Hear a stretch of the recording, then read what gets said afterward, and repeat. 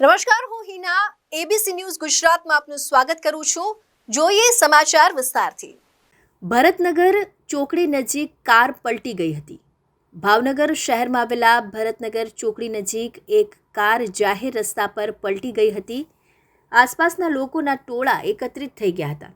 જો કે જાહેર રસ્તા પર કાર પલટી મારી ગયેલી કારને પગલે સ્વાભાવિક લોકોએ અનેક તર્ક વિતર્કો કર્યા હતા.